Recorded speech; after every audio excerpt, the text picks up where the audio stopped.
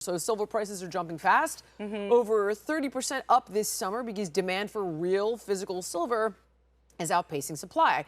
Now, big investors are pouring money into silver ETFs like SLV, and industries like solar and EVs need more silver than ever, but now it's getting harder and more expensive to borrow or find real silver, which is why lease rates are spiking.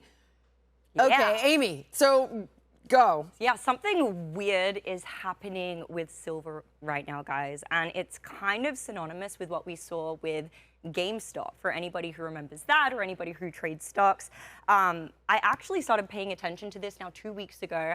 A friend of mine was over the house and he was talking about how his grandmother's financial advisor called her and literally said, hey, I strongly suggest that you take a portion of your gold and you move it into silver. And she's like an old lady. She's like, I don't know about any of that. She asked Daniel. He was like, no, definitely don't do that. He told me.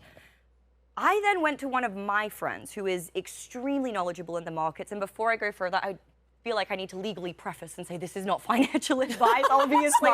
Anything that I am about to say here. But so just last week, guys, July 16th, big banks tried to flood the silver market with 483 million fake ounces. Yes, fake. Wow. And we're going to circle back to exactly what that means. But basically, it was the bank's desperate move to be able to bring down the price of silver because they are all massively over leveraged on it right now in various different short positions. But it backfired. Literally, the market laughed it off.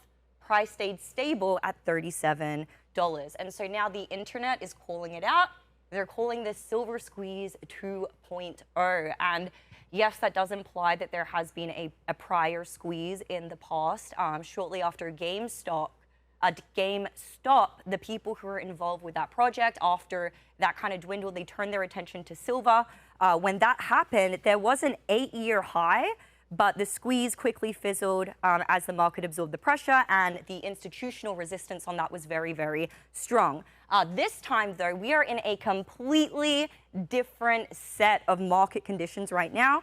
The banks are once again over-leveraged, way more over-leveraged than they were back when the first silver squeeze occurred.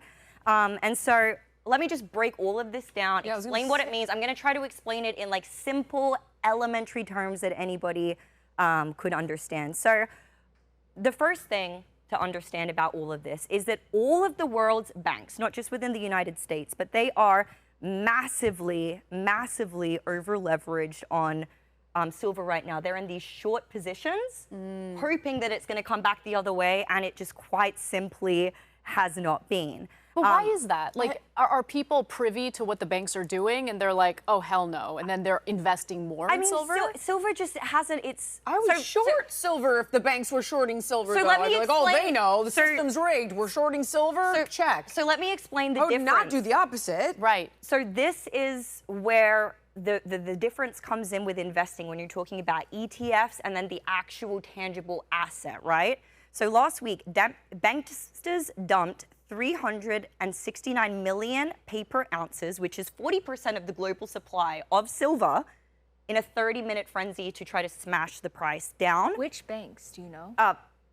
Every single major institution, basically. Like we saw it out of London, we saw it out of the United States. I'm going to go into each of the individual ones. These bastards shorted silver, so now they're trying to artificially flood the market to ensure that it drops and they get their short. Exactly. Yes, basically. Let me finish off. Okay. So by the end of the hour, guys. So within 30 minutes, 40% of the paper ounce supply, okay? And then by an hour, it climbed to $483 million. Ex-users were all calling it out. You guys remember that for GameStop, they had their community that they were all building? Yes, on Reddit. Yeah, same thing. Everyone was calling it out as blatant manipulation. But again, price did not budge. We can actually go ahead and show this Reddit chart that I have up here, please. If we could pull this up, and we're able to see the amount that the banks I love your emojis. I didn't do that one. This is somebody within the Reddit community. But guys, this is literally just last week. So basically, hedge funds are shorting the stock. They're betting that it's going to go down. And with GameStop, we saw the same thing, but this time it's sneakier because they're selling paper silver, which again, this is different to physical silver. So what is it? Like a a lease? Because on the silver's a commodity that you can invest in. Yes, But what's like That's ETFs. the whole point. Yeah. So ETFs, so like ETFs that have silver in the portfolio? 100%. So basically, they are paper trading. It's like basically selling like 100 tickets to a concert, but only like 4 people could actually get in. So people are buying this silver, but if they were to go and cash it, there simply is not enough physical reserves for what is being purchased. Okay? That should be illegal, but no? it is. But It actually is. And you know what? It's illegal trading practices. But Wow. people That's think. what I'm like, how is this possible? Well, can I kind of blow your guys' minds? Like, people think it's the same with our digital currency, that when you deposit your money at a bank, that they put it in like some cute little cubby where it's like safe and waiting No, for you. they invest it. They take that money and Yeah. they invest They it gamble into with the it. foreign exchange markets. About 20 to 30% of every single bank, their major revenue comes from trading the foreign exchange markets and the stock markets with your money. Never keep more than $250,000 in one bank. I mean, That's not, it. you know, most Well, people it's don't not have that problem. FDIC insurance. Yeah, because FDIC insures up to $250,000 that you've put into a single bank. Yeah. Yeah, so basically most paper trading, retail investors, and even on a higher level, it's done paper trading. It's not actually you're buying the physical asset that you can hold in a safe or anything like that. And quite frankly, there just isn't enough silver supply in the world right now to be able to accommodate all of these various different orders. And so Creates the illusion of abundance, depressing prices, even when there's physical shortages, and it is full-blown market manipulation. That's crazy. I mean, look, the stock market, and especially like these hedge funds and these banks and these financial institutions, they play all sorts of games. Oh, yeah. And then in the end, when their big gamble falls apart, what do you think happens? The federal government comes in and bails them out. more debt. Right, Yep. and I also want to, I think we got to mention the AI piece right now, because AI is a juggernaut right now and driving so much demand for electronics and silver. Yes. Silver is an essential component. There's nothing that a few banks, I don't care if the bulge bracket banks, there's nothing they can do to override the overwhelming power that AI is driving, that NVIDIA itself is driving the American economy forward right now. It's become behemoth. And I think that's part of the reason why silver is so much in demand. 100%. You make a really great point. Like, silver is, at this point, it's in higher demand than gold for its practical uses that they actually need it for in order to be able to run society. Solar panels, chips, so many different things that they need silver for that go beyond jewelry and the things that gold is utilized EVs for. and solar. Yeah, Copper 100%. is another reason Trump put a big tariff on coppers, because we're needing it for similar technologies or the same technologies. And so right now, all of the investing community, they're gathering together exactly like they did with GameStop. They're posting about it on X, Reddit, everywhere. And they're like, let's drain the system, boys. And so last week, we actually saw London's vault bled 110.2 tons last week. Apes, which is like the big level investors and institutional buyers, snapped up physical silver, which made premiums spike over $5 to $10. And then, some dealers are even running low on inventory at this point. So they're pushing. The more that the banks are trying to lower the price, the more the retail investors and everybody else are trying to push it up. And it's creating this squeeze, like with GameStop. And I want to throw to Anna now, because I know you're going to make the analogy between that and GameStop. Yeah, right? so with GameStop, what ended up happening was, like, GameStop is a company that a lot of young people, especially young investors, retail investors, have a lot of nostalgia for. They didn't want the company to go under, and they noticed these major hedge funds and financial institutions shorting the stock, GameStop stock. And first of all, let me just say, the whole point of the stock market is so ordinary people and, sure, financial institutions can invest in a company they believe in, so the company can grow and do things with that money, right? Expand, hire people. Go public. Right. Shorting is just literally gambling. Like, I am betting that this company is not going to do well. Right. I think that should be outlawed, to be honest. But do you think, so basically, you have these hedge funds betting against or shorting GameStop, and then retail investors are like, no, we're going to invest and we're going to buy and hold GameStop stock. the silver squeeze is a little different, though. I think there's something, and this is my conspiratorial mind working.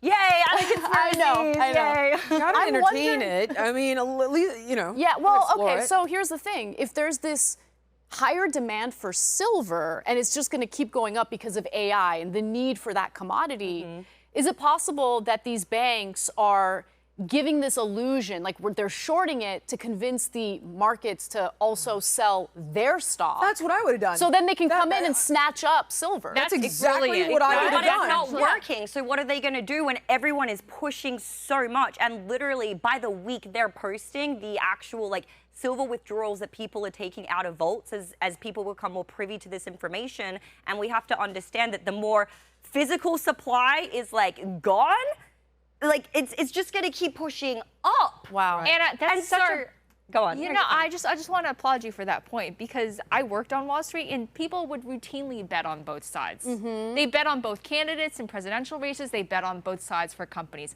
I do want to say, though, sometimes shorting, I believe, can exert a positive influence. So because companies who engage in malfeasance or they do something bad. For example, a good Herbalife was point.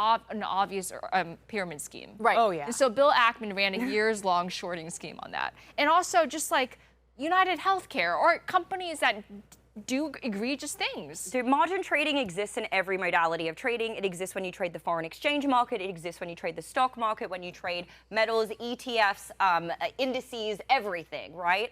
And personally, I just see it as a specific type of investment strategy. If you are an investor and you study the market, because people do this shit. They look at a chart, they're able to find patterns and graphs within the chart, and then know without a shadow of a doubt, well, I wouldn't say shadow of a doubt, but they have like 5 or 6 confirmations. Okay, there's an 80% probability that I'm going to make money on this. Then they calculate their risk to reward. Okay, well, if it goes the other way, here's my stop loss. I can get out. It's only this much loss. This is my risk to reward. Yeah. Therefore, if they're, you know, right and wrong an equal amount of times, because their risk to reward is so good, they still end up profitable. Yeah, that's they an hedge their investment bets. Yeah. strategy, okay? And I don't want to really talk too much smack on that specifically, but I do agree with the general principle that, yeah, the stock market is there to invest in companies that you believe in overall. Yeah. I would say I mostly agree with that sentiment for everyday retail traders, but when it comes to professionals, I mean, I wouldn't trade options. Like it's I super agree. super risky. volatile. Yeah. People short, they short cryptos now. You know, they Yeah. margin trade cryptos like BTC USD. They put in a short order, and you can make, depending on how price moves. For it's the insane. average retail investor, though, going long and doing boring is going to serve Buy you and hold. exactly. Just Yeah. it's the Jack Bogle way, the Vanguard way. Go invest in a low-cost index fund that tracks the S&P 500, the Dow Jones. Like picking individual S&P stocks. 500 outperforms. I cannot Over tell the you how long many term. financial advisors I've had until somebody was like, I got an idea for you. Why don't you see if any of these guys have beat the S&P 500? None of them have. Yeah. Exactly. I know how much money I can't. You want to invest in healthy companies Yep. and hold. Okay. Exactly. You do Exactly. the day trading stuff, trading options. Like you can't. It's play- a dopamine hit, but it's Yes. not going to pay off in the long term. Just I agree. Stick with, like, Yeah. no one. I am still of the belief that no one has ever lost betting on the United States of America. Yeah. And over the course of we're approaching our 250th birthday, and that has never been proven wrong. Conserve and protect. A lot of people don't know. I traded the foreign exchange markets for like my first 4 years in America. It was like a little What? hobby that I picked up. That's yeah. super sexy. So I have shorted currencies. I can't say love that I that. have not. I love that. But that's what this stuff is all really interesting to me. So for me, that's why I'm so fascinated about this, because for me, it's not just about the short squeeze itself. It's not about silver itself. It's about public trust. And the fact that the government yes. and the banks have been trying to control and manipulate is the price of rigged, this guys. for so long. So it's kind of Yeah. cool, again, like a GameStop era type Wild. thing where people are like, hey, no, let's take the control back in our hands. Let's Hell yeah. exercise the control that we do have. And if there is a massive squeeze and a massive pop off of it, then I wouldn't be surprised. Right. Let me just say that. Also, I think that conventional Wall Street banks like the JP Morgans, Morgan Stanley, and the Citigroups of the world, they're facing existential reckoning right now with the rise of Bitcoin. They know they're losing, the full, complete hegemony that they used to have. And that is why JP Morgan is finally making concessions, saying that Bitcoin is here to stay. We are going to have ETFs. We're going to have these funds because no matter what we do, Bitcoin, it's the new kid on the block, and we just got to accept that. Yeah. No, but again, that also worries me because that could be the leeway for a CBDC. Oh no, these cryptocurrencies are too volatile. We need to make one that we can fully control. That also opens the door when you start allowing these massive financial institutions to introduce digital currencies. It's like one step away from CBDC. I don't have the answer. I don't know what the answer is to that. I'm just saying it's a concern of mine. Continue to unfold over the course of many years. But I mean, that was a fascinating segment. That was so interesting. Thank you, Amy. Thank you. Thank you so much for watching Her Take. If you like the show, can you help us out by subscribing to the channel, clicking the notification button, sharing, commenting, joining the conversation? It helps us out a ton with the algorithm. We appreciate you.